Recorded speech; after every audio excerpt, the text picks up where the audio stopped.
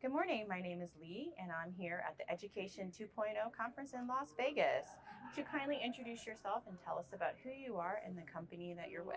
Okay, I'm Curtis Clough. I am currently the superintendent of Harriman Municipal Schools in southeast New Mexico, but I also own a small consulting company called the Rise2NextLevel Consulting that does CTE and leadership consulting in my spare time. Wonderful. Thank you so much for being here. Now, you are an Education 2.0 honoree. Congratulations. Thank you. How does it feel to receive such a prestigious award?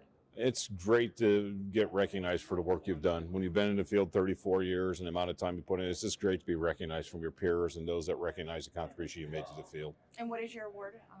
I got a leadership award for outstanding leadership. Yep. Okay, great. And what advice would you give to someone who would like to follow in your footsteps in your field? I think the biggest thing with my career in education, don't be afraid to fail. I mean, you're going to make mistakes. You're never going to be perfect. Great advice. And being able to overcome those and learn from them and adapt, I think has been one of my greatest strengths. I mean, my wife keeps telling me I've reinvented myself 7 times throughout my career. But I think that's the biggest thing. You're never going to be perfect in whatever you do. And go ahead, go for it, try your best, and then learn from it. Those are the biggest lessons that I think I can give people that would follow my footsteps. Great. And how has your learning and networking experience been so far here at Education 2.0? Is this your first or No, this is my second one. I was in one last July that was here, and it was incredible. And that's the reason why I wanted to come back to this one. There are a lot of people I stayed in touch with from the first one. I'm getting to make new experiences here. The panel discussions that I'm leading are on digital literacy and digital assessment, which is big in my field right now because of what happened during COVID and post-COVID. Right. So those are all things I'm getting to find resources and come up with some ideas of what I can take back to my small rural school district in New Mexico, as well as maybe advice on my clients that want to do some of these things. And I think that's the most important part of that. You have all this amount of expertise and you're constantly learning, reinventing yourself in the field of education.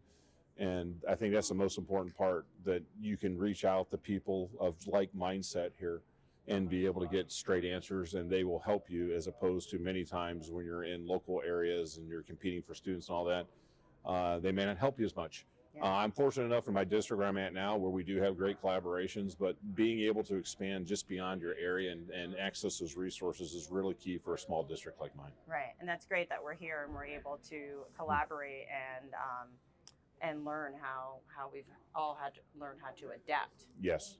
During the pandemic. So wonderful. And can you let us know what led you on your journey to win this award? Well, I could probably say I can go back to the very beginning when I got a C+ and C- in accounting when I was taking business classes when I was at Ohio State. Because I always, when I was growing up, always felt that I wanted to be in education. And I just had that sense where I wanted to be a teacher.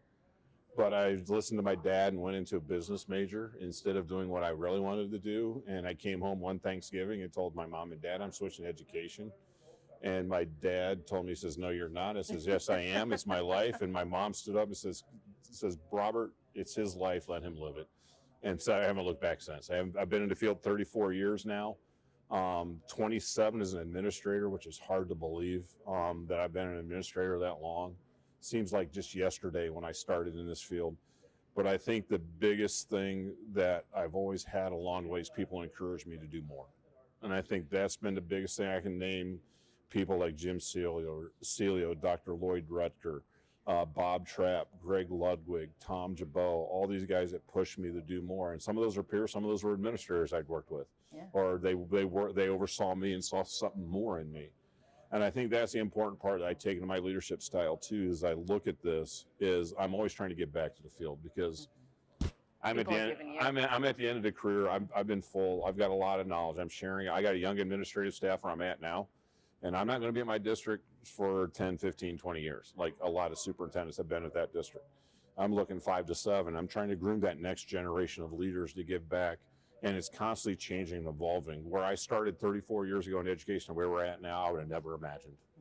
And I would never imagine me being in a superintendent seat either. I was going to be very happy being a teacher for 35 years, retiring, going out traveling, doing all those things.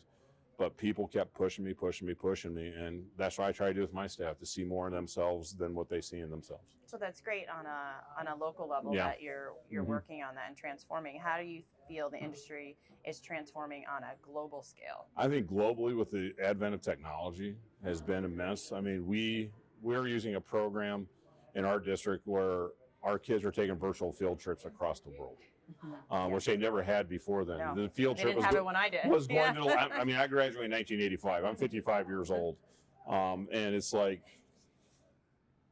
here we go. I mean, you have this vast world of experience that kids can get exposed to they never were able to before. It's I mean, amazing. it's amazing. And when you look at right now, I mean, you hear all these stats. We're training our kids for 50% of jobs that don't exist right now. There's going to be you're going to have an average of between 11 and 13 career changes of these kids by the time it gets 2025, 2032. It's just an amount, and they don't know what they don't know. Right. And it's like, if we can expose them to these opportunities they could do, we added Systems Go, which is a pre-engineering program in our school 2 years before I got there, and we've expanded even more. Our kids are getting out there.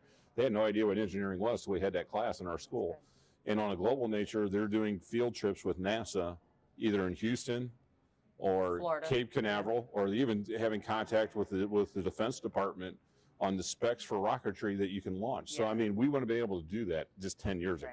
And that's amazing that it's amazing you do that. And then we actually have groups that we work with Texas Online. There's a group that was in France that has done launching rockets before that some of them have done. So there's a lot of different ways to expand. I mean, the technology that's available now, AI, all the ways you can test this stuff and save you supplies before launching them.